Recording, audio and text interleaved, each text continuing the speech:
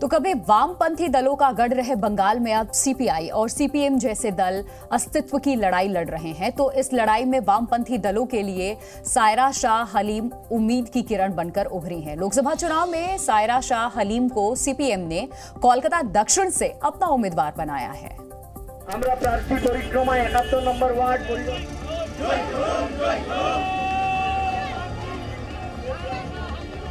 বাম ধর্মনিরপেক্ষ শক্তিকে বিপুল ভোটে জয় করুন।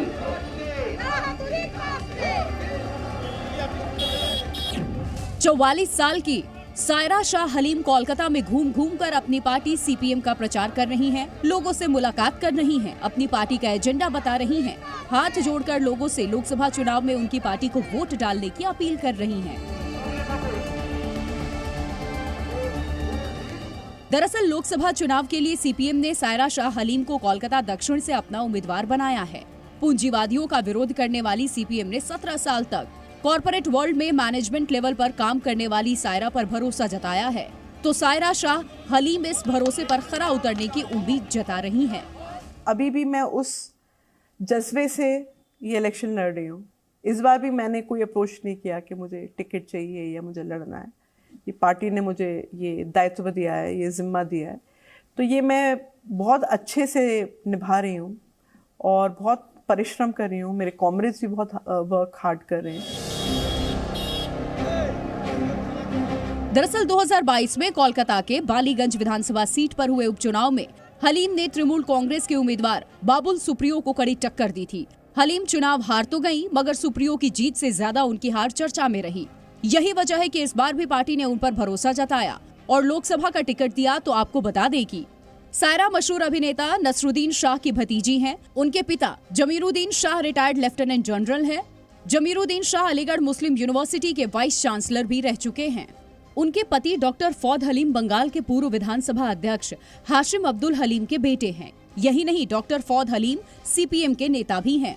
आर्मी, मेरे जो पिताजी हैं वो आर्मी में थे और वो deputy chief of the Indian army रह चुके हैं।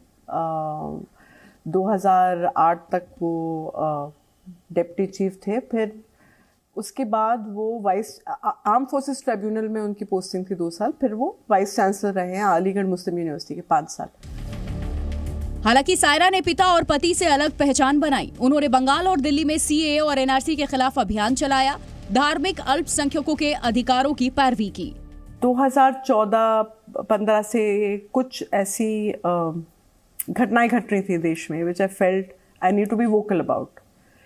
तो एक डेमोक्रेसी को बचाने के लिए, संविधान को बचाने का एक होता है, एक सेंटिमेंट होता है, जज्बा होता है। So I was writing columns and as an activist and I am still very active on the TV panels. लेकिन अब सायरा का किरदार बदल चुका है। अब वो एक राजनेता हैं जिन्हें सियासी जमीन पर अपनी वक्त को साबित करना है। हालांकि लोकसभा चुनाव में उनकी टक्कर टीएमसी की माला रॉय से है, जो 30 साल से राजनीति में सक्रिय हैं। ऐसे में देखना दिलचस्प होगा कि 2 साल पहले सियासत में उतरी सायरा शाह हलीम कोलकाता दक्षिण में सीपीएम का झंडा लहरा पाती हैं या नहीं। जी न्यूज़।